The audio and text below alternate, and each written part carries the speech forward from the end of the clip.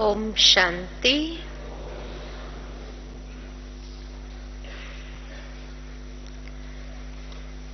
बाप दादा ने हम सभी बच्चों को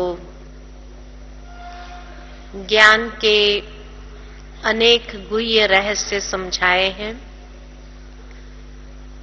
और साथ ही साथ समय का इशारा भी दिया हुआ है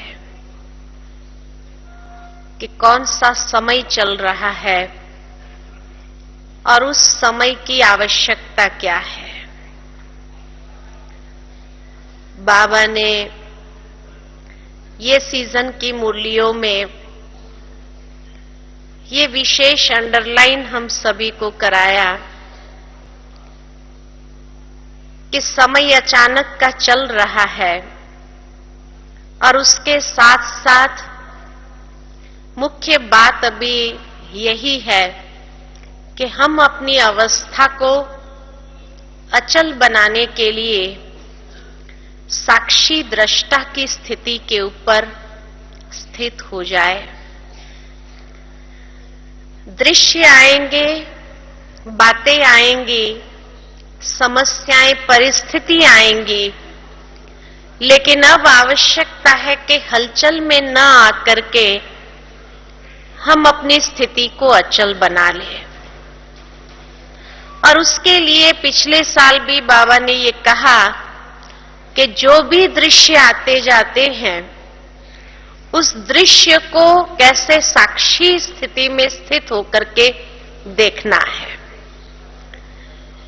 और उसके लिए ड्रामा का ज्ञान हमें बहुत मददरूप करता है, बहुत मददरूप बनता है कि जब ड्रामा की पटरी को पक्का कर लेते हैं और उस पर हम स्थित हो जाते हैं तो अवस्था कितनी भी हलचल वाली क्यों न हो, लेकिन उसको हम स्थिर कर सकते हैं।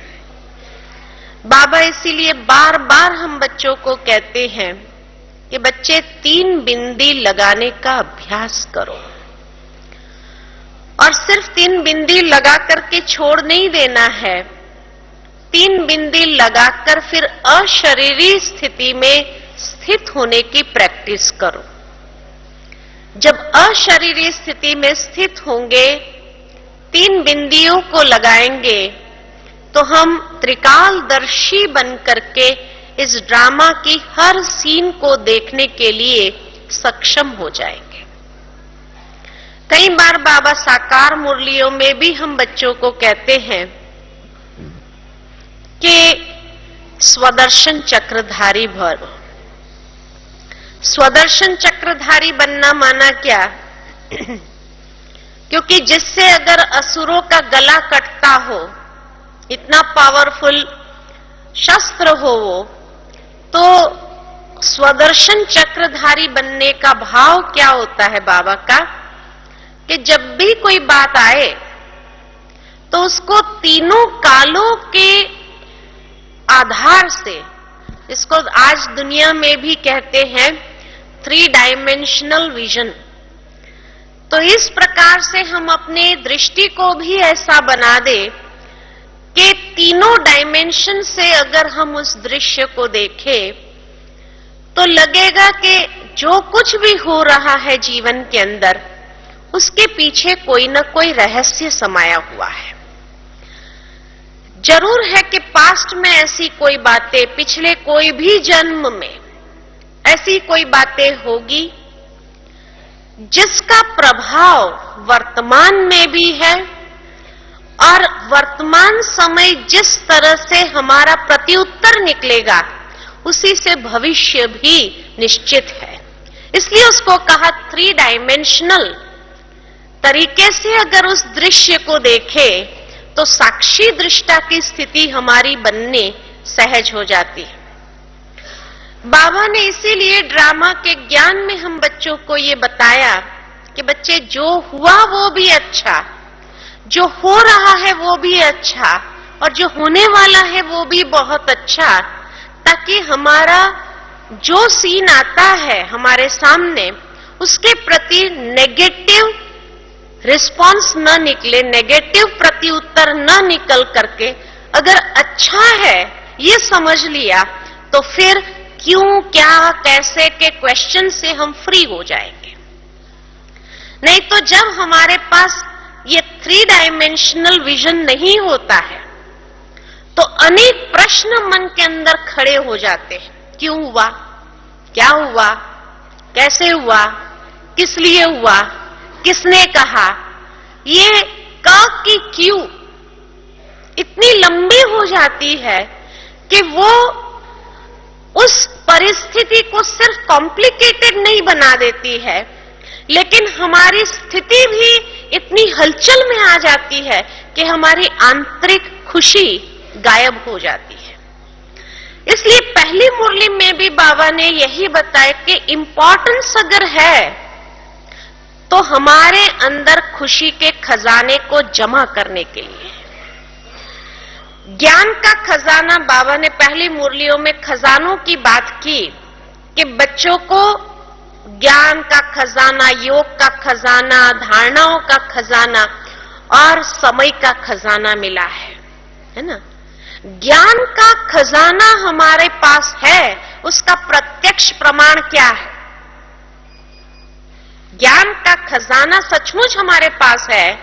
एक होता है ज्ञान सिर्फ जानने के लेवल से, जानते हैं कि ब्रह्मा कुमारियों का ज्ञान क्या है।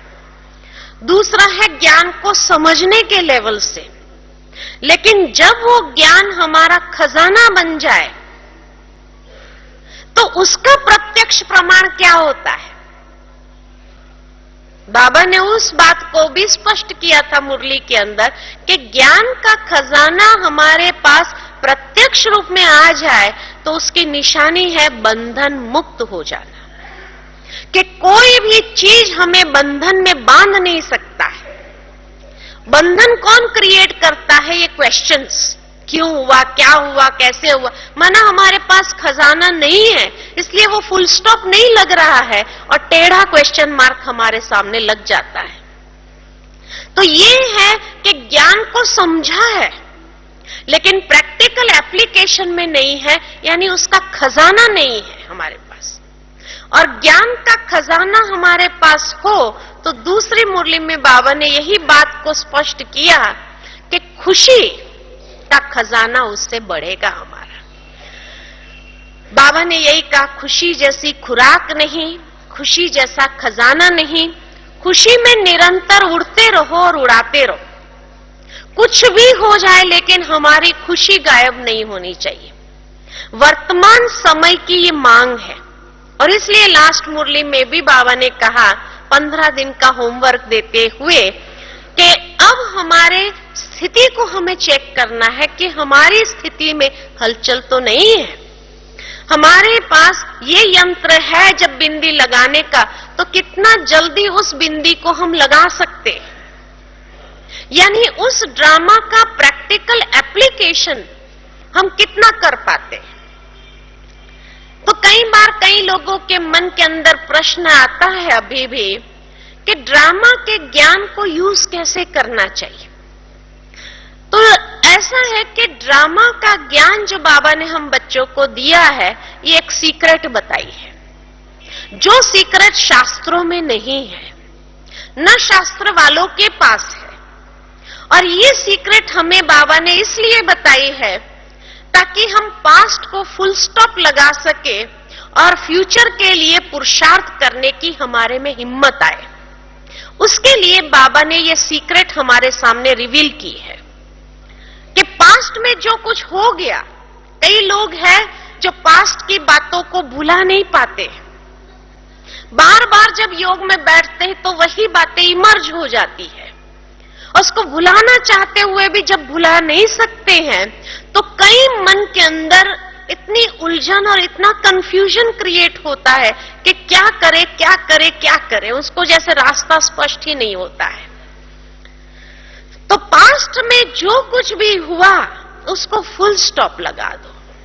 किसी ने अगर बुरा व्यवहार भी किया तो उसके साथ हमें न बदला लेना है, कोई भी प्रकार की नेगेटिव भावना हमारे मन के अंदर ना आए, उसके लिए बाबा ने कहा फुल स्टॉप लगा दो उसको। और फुल स्टॉप लगा करके फ्यूचर के लिए हमें कैसे अपने भविष्य को अच्छा बनाना है, उसके लिए वर्तमान में हमें कैसे शुभ भावना, शुभ कामना रखनी है, ये हमारी स्थिति बन जाए, उसके लिए बाबा ने ये सीक्रेट खोला है कि बच्चे जो हुआ ड्रामा, फुल स्टॉप। अब क्वेश्चंस नहीं चलाओ कि ड्रामा में ऐसा क्यों है, ऐसा क्यों है। कई बार कई लोगों को ड्रामा का ज्ञान का प्रयोग करना भी नहीं आता है, तो उल्टा प्रयोग करते। क्या करते हैं? 5000 साल के बाद फिर हमारे साथ ऐसा होगा। अब यह है उल्टा एप्लीकेशन। ड्रामा का ज्ञान का एप्लीकेशन पास्ट के साथ है, फ्यूचर के साथ नहीं, है ना।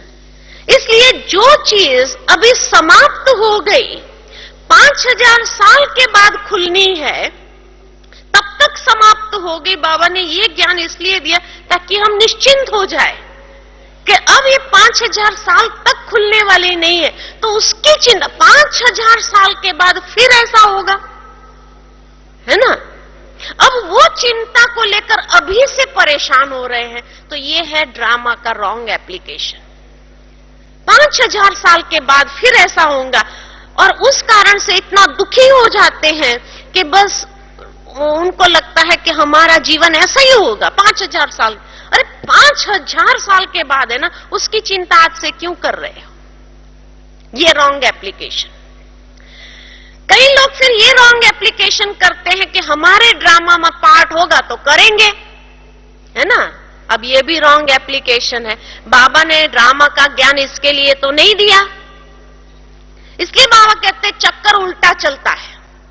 ये स्वदर्शन चक्रधारी जो यथार्थ रूप में बनना होता है, जिससे असुरों का गला कटे। असुरों का गला माना व्यर्थ संकल्पों का गला, विकल्पों का गला कटना चाहिए, उसे समाप्त हो जाना चाहिए। लेकिन कई लोग जब ये स्वदर्शन चक्र को उल्टा घुमाने लगते हैं, तो क्या कहते हैं, हमारे ड्रामा में पार्ट होगा तो पुरुषार्थ कर लेंगे। अब ये भी गलत है। जैसे एक होता है घोड़ा और गाड़ी। घोड़ा को हमेशा आगे बांधा जाता है, तब गाड़ी को खींच सकता है। लेकिन अगर कोई व्यक्ति घोड़ा को पीछे बांधे और गाड़ा को आगे रखे तो क्या हाल होगा, सोचो। वो घोड़ा चल भी नहीं पाएगा, एक कदम भी नहीं चलेगा। ठीक इसी तरह पुरुषार्थ की बात जहां है, पुरुषार्थ माना घोड़ा, प्रारब्ध माना गाड़ा। पुरुषार्थ करते चलो तो प्रारब्ध अपने आप बनना है ना। प्रारब्ध में होगा तो हम पुरुषार्थ करेंगे, माना गाड़ा को आगे बांध दिया, घोड़े को पीछे रख दिया, तो कितना कदम चल पाएंगे? चल ही नहीं सकता है। वो कुछ भी नहीं जीवन में अचीव कर सकता है, कुछ भी प्राप्त नहीं कर सकता है। इसलिए जिसको जहां अप्लाई करना होता है, उसको वहीं बांधा जाता है। अब कोई कहे कि भाई घोड़े को पीछे क्यों नहीं बांध सकते? नहीं बांध सकते, ये उसका लॉजिक ही नहीं है। जहां जिसको जोड़ना होता है वहीं उसको जोड़ना है ना। तो इस तरह से जीवन के अंदर भी पुरुषार्थ को हमेशा आगे रखना है। प्रारब्ध अपने आप आएगा, प्रारब्ध पीछे है ही है। लेकिन जो व्यक्ति उल्टा चक्कर चलाते हैं, वो फिर यही सोच के बैठेगा हमारे ड्रामा में होगा तो हम पुरुषार्थ कर लेंगे, प्रारब्ध में होगा तो पुरुषार्थ कर लेंगे। अब वो जीवन के अंदर कुछ भी प्राप्त नहीं कर सकता है, कुछ भी हासिल नहीं कर सकता है। इसलिए बाबा ने जो सीक्रेट हमें बताई है, उसका एप्लीकेशन भी यथार्थ रूप में ही होना चाहिए, तब हम पुरुषार्थ की गति को तीव्र कर सकेंगे। जो बाबा चाहते हैं कि अब व्यर्थ संकल्पों का खाता समाप्त हो जाए और तीव्र पुरुषार्थी हम बने, तो तब बन सकेंगे जब ये ड्रामा की सीक्रेट को यथार्थ रूप में अप्लाई करते हुए, सिर्फ अप्लाई ही नहीं करना लेकिन उसी के आधार पर पुरुषार्थ करना। दूसरी बात कि ड्रामा का जो ज्ञान है ना, ये एक ढाल की तरह है।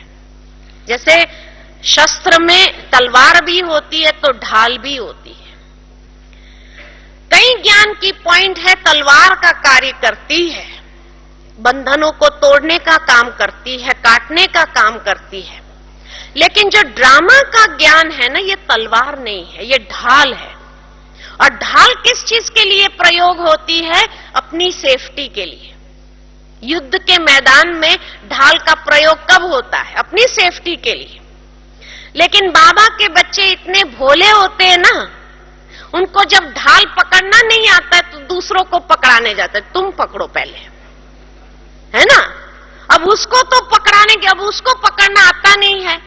अब जिसको पकड़ना ही नहीं आता है उसको पकड़ाने जाएंगे तो क्या करेंगे? ढाल आपके सिर पे ही मारेगा, है कि नहीं? और भी नुकसान हो जाएगा। तो दूसरों को पकड़ाने का कर्तव्य कैसे करते हैं?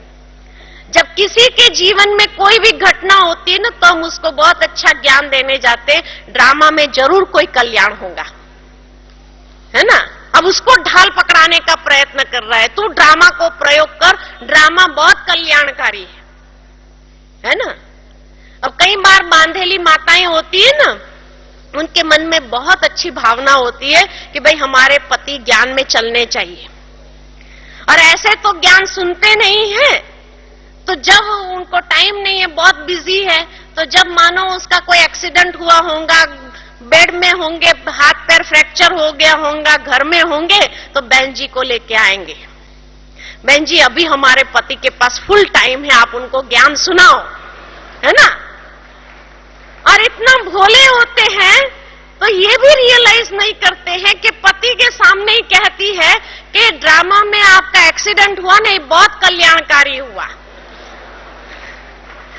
अब वो पति को क्या लगेगा कि पहले तो ये मेरी इतनी सेवा करने लग जाती थी, कुछ भी मुझे होता था तो उसको इतना फील होता था, इतनी सेवा करने लग जाती थी, और जब से ये ब्रह्मा कुमारी ज्ञान मिला तो कहती है एक्सीडेंट हुआ, कल्याणकारी हुआ, इसमें क्या कल्याण हुआ। अब उसको ढाल पकड़ाने का प्रयत्न करते हैं तो वो क्या करेगा?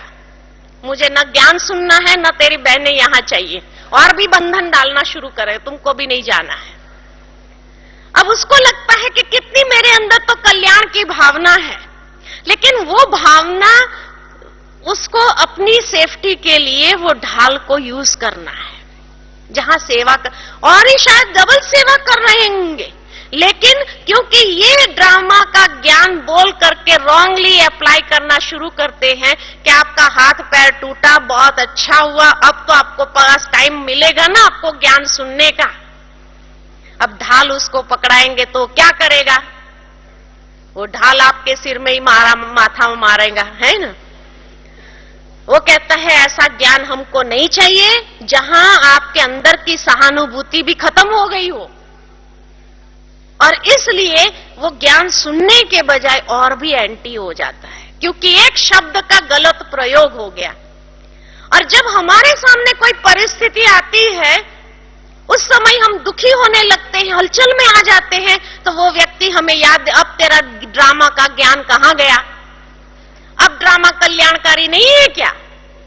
तो ये ढाल हमारी सेफ्टी के लिए है, ये दूसरों को पकड़ाने की कोशिश मत करो, क्योंकि जब उनको समझ नहीं है तो उसको पकड़ भी नहीं सकता है, और भी प्रॉब्लम्स क्रिएट करने के लिए निमित्त बन जाता है। इसलिए ड्रामा का ज्ञान ये ढाल है, खुद के लिए, दूसरों के लिए नहीं है। दूसरों को हो तो उस समय तो उसको कहो ड्रामा बहुत कल्याणकारी, और खुद के लिए कुछ हो तो बड़े दुखी हो जाते, ए बाबा क्या हो गया, हो बाबा शुरू कर देते हैं, है ना। तो दूसरे भी हमारे ऊपर हंसते हैं कि दूसरों के लिए तो ड्रामा कल्याणकारी और उसके खुद के लिए ड्रामा कल्याणकारी नहीं है क्या भी। तो इसलिए ये ढाल है, उसका प्रयोग अपनी स्थिति को पावरफुल बनाने के लिए है, कि अपने स्थिति के अंदर कोई हलचल ना आए, उसके लिए है। तीसरा, कई बार कई लोगों को मन के अंदर ये प्रश्न आता है कि भाई हम अपना ड्रामा चेंज कर सकते हैं कि नहीं चेंज कर सकते। अगले साइकिल में अगर हमें अपना ड्रामा चेंज करना है तो हम कर सकते हैं कि नहीं कर सकते हैं। कई लोग हमें पूछने आते हैं, भाई फलाने व्यक्ति ने तो कहा कि हम चेंज कर सकते, तो कैसे चेंज करना चाहिए? हाँ? तो इसीलिए ड्रामा को चेंज कर सकते हैं कि नहीं कर सकते? कितने लोग अपना ड्रामा चेंज करवाना चाहते हैं? हाँ, बाबा को कह सकते हैं। है कोई ऐसा जो ड्रामा चेंज करवाना चाहते हैं? अपना ड्रामा चेंज करवाना चाहते हैं? कोई नहीं है? अच्छा, अगले साइकिल में तो हम विधि बता देंगे ना।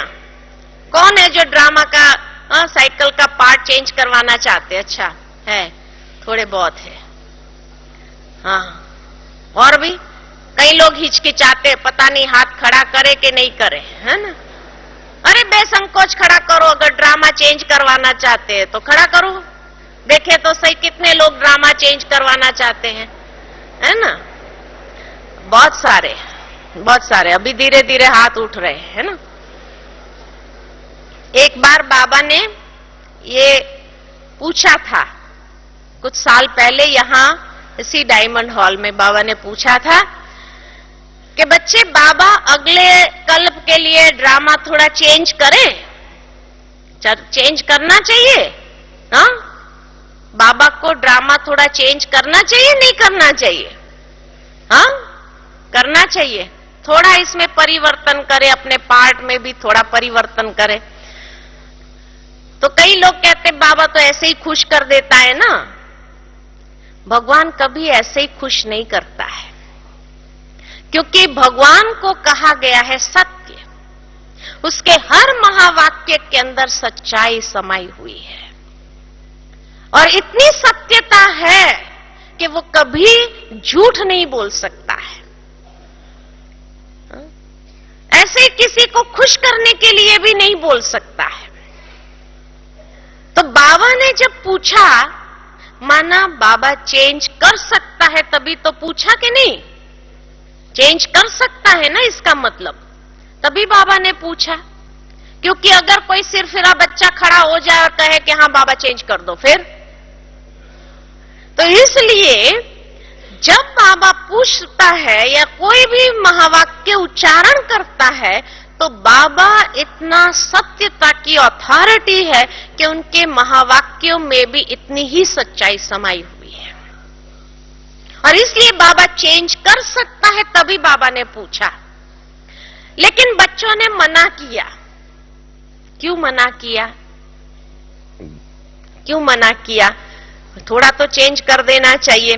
क्योंकि जैसे दुनिया में भी कोई परफेक्शनिस्ट होता है ना, तो उसके हर कार्य में इतनी परफेक्शन समाई होती है कि थोड़ा भी चीज इधर से इधर नहीं, उसका वैसे जो भी सेटिंग होंगी इतनी परफेक्शन से उसने सेटिंग किया हुआ होता है। कोई भी उसकी रचना होती है, कोई भी उसकी बात होती है, कैसा भी हो, ये कोई चीज सेटिंग कर रहे हैं तो उसमें भी परफेक्शनिस्ट जो होता है वो थोड़ा भी 1 इंच भी इधर उधर नहीं चलाता है। कहते नहीं 1 इंच भी क्यों, खिसका दो उसको, इतना ही होना चाहिए। इस तरह से बाबा भी परफेक्शनिस्ट है, और इसलिए उसने जो ड्रामा रचा है वो इतना परफेक्ट है, एक्यूरेट है, हर रीति से परफेक्ट और एक्यूरेट है।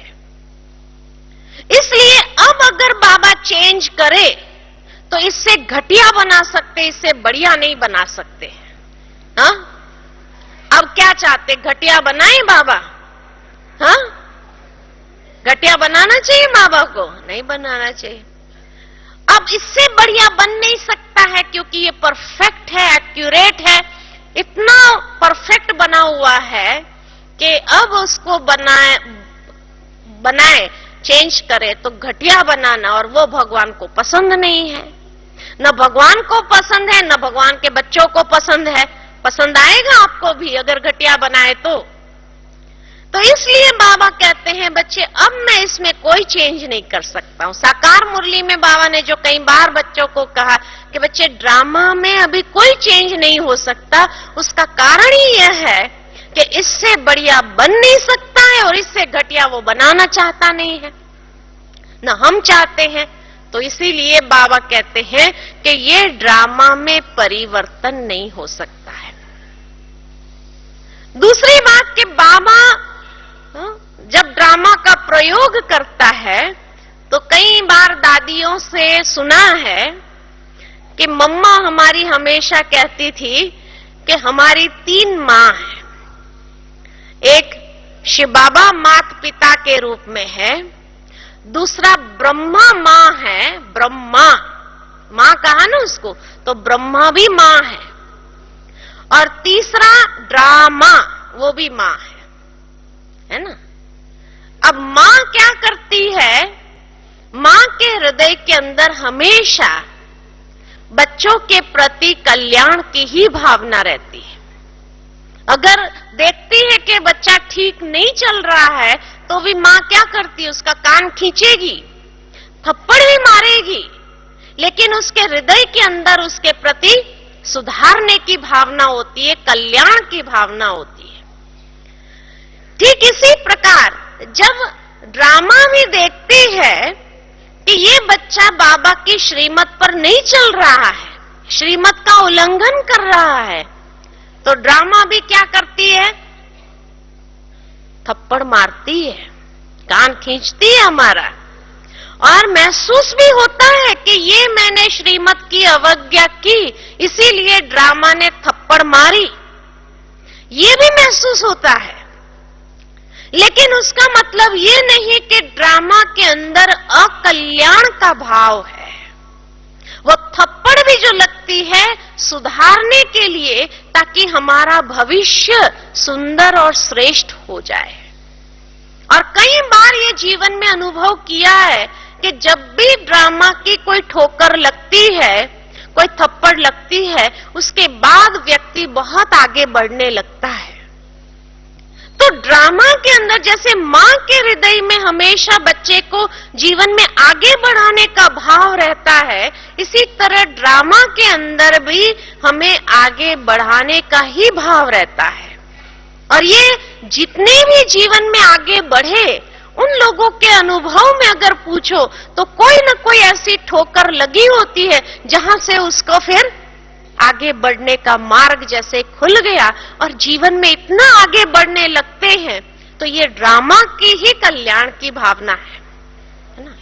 तो इसीलिए ड्रामा थप्पड़ भी मारती है, लेकिन मारने के बाद उसके अंदर जो कल्याण का भाव है ना, तो जैसे बच्चे को अगर मां थप्पड़ मारती है तो बच्चा उस वक्त क्या करता है, रोता है, और रोते हुए कहां जाता है, पिता के पास जाता है।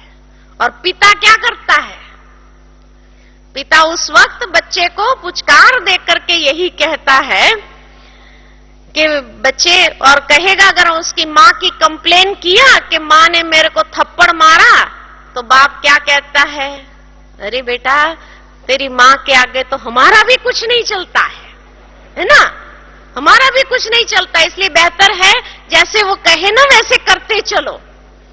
पिता भी युक्ति युक्त होकर के इसी तरह जवाब देता है। तो ठीक इसी तरह जब बच्चों को ड्रामा की ठोकर लगती है, थप्पड़ लगती है, तो उस समय हम भी खास योग करने बैठते हैं और योग में बाबा को कहते, बाबा हमारा ड्रामा ऐसा क्यों बनाया, ये ठोकर क्यों लगी। तो बाबा भी क्या कहते हैं, कई बार कई लोग कहते हैं बाबा थोड़ा ड्रामा चेंज कर दो ना, ऐसा थोड़ी, कितना दर्द होता है, कितना दुख होता है। तो बाबा उस वक्त क्या कहता है, ड्रामा के आगे तो मेरा भी कुछ नहीं चलता है बच्चे, मैं भी ड्रामा के बंधन में बांधा हुआ हूं ना, है ना। तो ये बाबा की मीठी मीठी रूहान जो चलती है, और इस रीति से जब ड्रामा के ज्ञान को अगर ले लेते हैं तो सचमुच उसमें अगर ढूंढेंगे तो उसमें कल्याण का भाव निकलता है। जैसे बाबा ने एक मुरली में कहा था कि बच्चे हीरा कहाँ निकलता है, हीरा हमेशा कोयले की खान में ही निकलता है, लेकिन जो हीरा ढूंढने जाता है अगर वो कोयला देखना शुरू करे तो हीरे की प्राप्ति नहीं कर सकता है। लेकिन जो उस हीरे की तलाश में उस कोयले की खान में भी अगर जाता है तो उसको कोयला दिखाई नहीं देता है, उसकी नजर वो हीरे को ही ढूंढने में लगी रहती है ना। ठीक इसी तरह ड्रामा में भले भी बाहर के स्वरूप से कितना भी अकल्याण क्यों न नजर आए, तो भी अगर हमारी दृष्टि उस हीरे को ढूंढने के लिए होंगी कि इस ड्रामा के पाठ से हमें क्या सीखने को मिला, ये अगर हम ढूंढने का प्रयत्न करें तो हमें भी वो हीरा प्राप्त होगा, और उस हीरे को प्राप्त करके जो खुशी होगी वो कई गुना अधिक होगी। अब कई बार कई लोग क्या कहते हैं, बार बार हमारे ड्रामा में ऐसा क्यों होता है, बार बार हमारे साथ ऐसा क्यों होता है। भले चलो एक बार हो जाए ड्रामा में, लेकिन बार बार कई बार तो कोई चीज कितनी बार हमारे जीवन में होती है। तो बाबा ने हमेशा कहा है कि बच्चे, ये परीक्षा जो है, अंतिम परीक्षा जो आएगी, उसका पेपर कौन सा होगा, अंतिम परीक्षा का। क्योंकि यही एक यूनिवर्सिटी ऐसी है जहां क्वेश्चन पेपर भी आउट हो जाता है और आंसर पेपर भी आउट हो जाता है, उसके बाद भी अगर फेल हो गए तो उसको क्या कहेंगे। तो बाबा ने हम बच्चों को बता दिया है कि अंतिम क्वेश्चन पेपर क्या है। क्या है अंतिम क्वेश्चन पेपर? हाँ, कहां से आएगा? अंतिम क्वेश्चन पेपर जो आएगा हर एक बच्चे के लिए, वो अपनी ही कमी कमजोरी से आएगा। हर एक अपनी कमी कमजोरी को बहुत अच्छी तरह जानता है कि मेरे अंदर कौन सी कमी कमजोरी है। और ये बाबा ने जब कह दिया कि वही कमी कमजोरी माया के आने का द्वार बनेगी और अंतिम पेपर आपके लिए वही होगा। मानो जैसे किसी के मोह की कमजोरी है, बच्चों में मोह है, किसी में भी मोह है, मोह की कमजोरी है, सोचेंगे अंत तक उसको ठीक कर देंगे, बस एक ही तो कमजोरी है ना हमारी, अंत तक उसको ठीक कर देंगे। लेकिन अंत कब आने वाला है पता है क्या? और उसी समय जिस चीज के साथ हमारा मोह है, लगाव है, वही चीज गुम हो जाए, वो चली जाए हमसे, ऐसा हमसे हिसाब किताब आकर के चुकतू होने का समय आए, और वो उस समय इतना दिल का दर्द होगा, और वो मोह जो है इतना उसने सताए, और उसी घड़ी अंतिम घड़ी आ गई तो चाहे जीवन भर हमने अच्छा पुरुषार्थ किया, वो जमा का खाता होना ये तो अलग बात हो गई। लेकिन जो अंतिम पेपर में फेल हो गए, भले यूनिट टेस्ट में आपने कितना भी अच्छा किया हो, हर बार आप डिस्टिंक्शन लाए हो, लेकिन फाइनल पेपर में फेल हो गए तो फेल है ना। फाइनल पेपर के ऊपर ही तो सारा मदार है, उसी के लिए तो बाबा हमें तैयार कर रहा है। तो उस समय हम फेल नहीं होने चाहिए। तो इसलिए बाबा बार बार कहता है कि बच्चे, जब बाबा ने ये बार भी, पिछली बार भी कहा, तीव्र पुरुषार्थ करो। अब तीव्र पुरुषार्थ का मतलब क्या? सारा दिन हम बैठ जाए, 8 घंटा योग करने लग जाए, कुछ न सेवा करे, कुछ और कार्य न करे, उसको कहेंगे तीव्र पुरुषार्थ? तो तीव्र पुरुषार्थ किसको कहा जाता है? तीव्र पुरुषार्थ माना तो मम्मा हमेशा पुरुषार्थ की डेफिनेशन बताती थी कि पुरुषार्थ माना जो गलती एक बार हो गई वो दोबारा रिपीट नहीं होनी चाहिए, तब कहेंगे कि हाँ हमने पुरुषार्थ किया। तो तीव्र पुरुषार्थ किसको कहेंगे? गलती हो उसके बाद रियलाइज करो, उसके बाद उसको ठीक करने का प्रयत्न करो, उसमें तो कितना लंबा टाइम चाहिए, है ना? उतना टाइम कहां है। इसलिए तीव्र पुरुषार्थ माना गलती हो ही नहीं। गलती का कारण क्या है? कमजोरी। जहां वो कमजोरी का प्रयोग हुआ वहां गलती हुई, है ना? जो कमी कमजोरी का प्रयोग हुआ अपने कर्म में, वहां गलती हुई। तो कमी कमजोरी को पहले से ही रियलाइज कर ले और उसको खत्म कर ले, उसको परिवर्तन कर ले, तब कहेंगे तीव्र पुरुषार्थ किया। क्योंकि वो कमी कमजोरी अब हमारे अंदर नहीं है, उसका प्रत्यक्ष प्रमाण भी कर्म से ही पता चलेगा कि कर्म में अब वो आए नहीं, तब कहेंगे हाँ तीव्र पुरुषार्थ, उसको पहले से ही खत्म कर दिया, अब नहीं आ सकती है। इसलिए बाबा उसके लिए विधि बताते, बच्चे दृढ़ संकल्प करके उस कमी कमजोरी को समाप्त कर दो, और दोबारा वो हमारे कर्म में आए ही नहीं, तब कहेंगे कि हाँ तीव्र पुरुषार्थ किया। ये तीव्र पुरुषार्थ की डेफिनेशन है। तो इस तरह से जब कोई कमी कमजोरी हमारे अंदर है, उसका रियलाइजेशन नहीं हो रहा है, मान लो, तो ड्रामा क्या करेगा? माँ होती है ना, वो बच्चे का ध्यान खिंचाती, बच्चा तेरे अंदर ये कमी है, तुम उसको ठीक करो, नहीं तो तुम बहुत पछताओगे। अगर बच्चा बार बार अनसुना कर देता है तो बार बार माँ इतनी शुभ भावना रख करके भी जानती है ये बच्चा मेरा इंसल्ट कर लेगा, मैं उसको जैसे ही समझाने जाऊंगी वो कुछ भी बोल देगा, गाली भी दे देगा, लेकिन फिर भी माँ के अंदर कल्याण की भावना होती है तो बार बार बच्चे को सावधान, ये बेटा ये चीज नहीं होनी चाहिए, देखो फिर ऐसा हुआ ना, फिर ऐसा हुआ ना, ये नहीं होना चाहिए, कहती है ना बार बार। तो ठीक इसी तरह ड्रामा के अंदर भी इतना कल्याण का भाव है कि बार बार हमारे सामने वही परिस्थिति आती है हमको रियलाइज कराने के लिए कि ये तुम्हारे अंदर कमी कमजोरी है जिसका अभी तक तुम्हें रियलाइजेशन नहीं हो रहा है।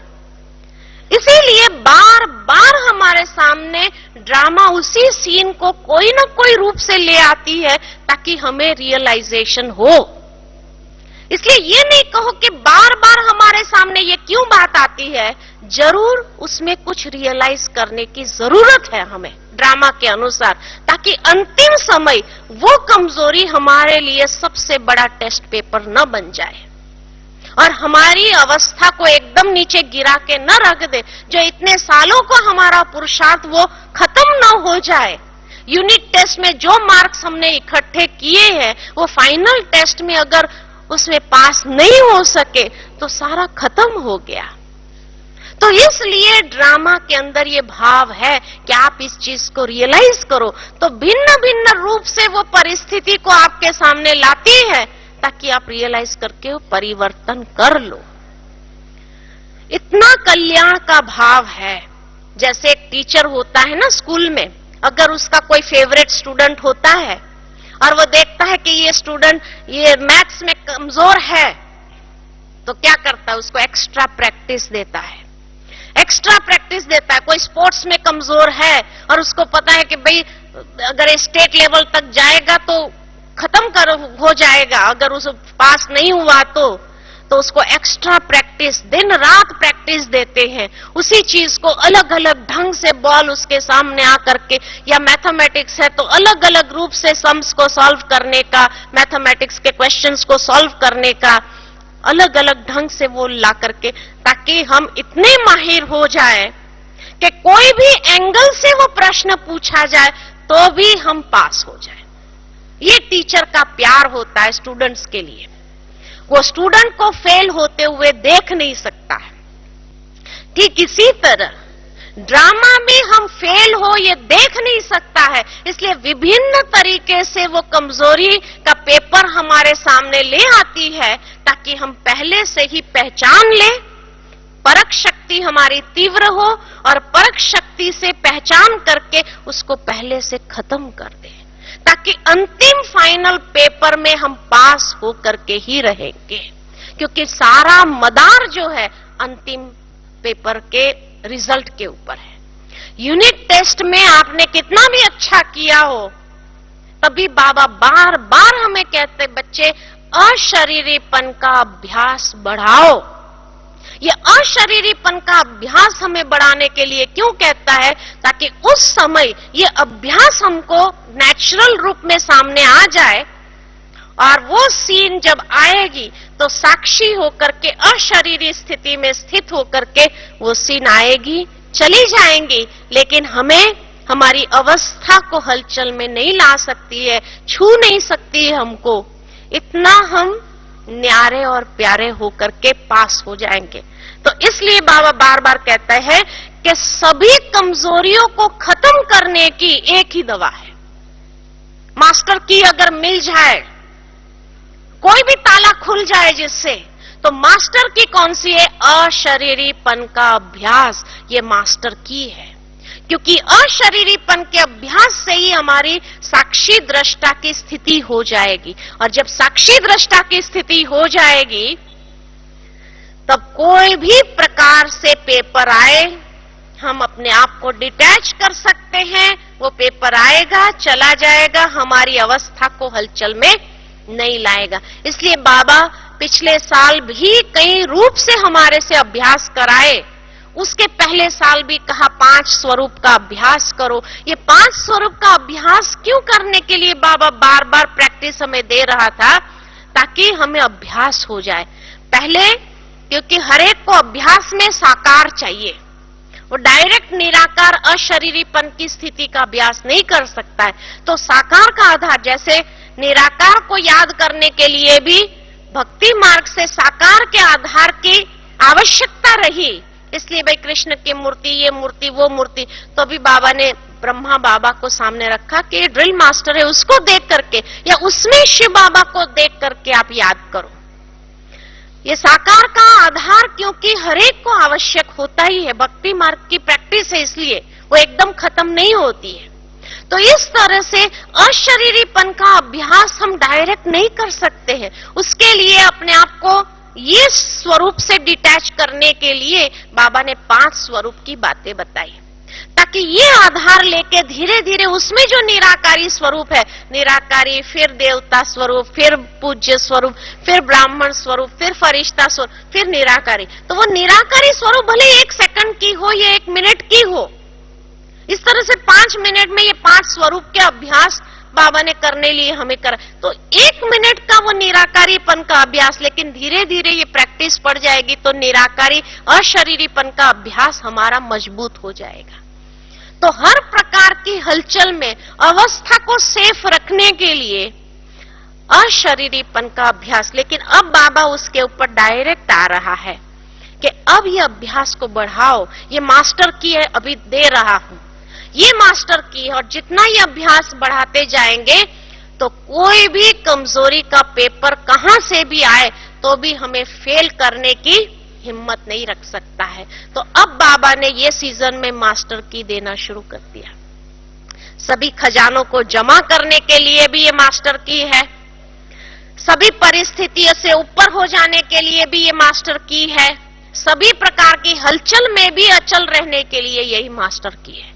तो सर्व कमजोरियों के ऊपर विजयी होने के लिए, साक्षी दृष्टा स्थिति अपनी बनाने के लिए भी ये मास्टर की है। इसलिए ये अशरीरीपन के अभ्यास को जितना बढ़ाते जाएंगे उतना ड्रामा की हर सीन, कोई भी सीन, कैसी भी सीन अंत में आएगी, लेकिन उस समय हम अपनी अवस्था को एकदम अचल अडोल बना सकेंगे इसी अभ्यास को लेकर के। इसलिए बाबा ड्रामा का ज्ञान हमें बार बार रिवाइज करा रहे हैं कि फुल स्टॉप लगाना सीखो। आत्मा बिंदी, बाबा बिंदी, ड्रामा बिंदी, ये 3 बिंदी लगा दो। और 3 बिंदी लगाकर क्या करना है? 3 गीत गाना है, वाह बाबा वाह, वाह रे मैं वाह, और वाह ड्रामा वाह।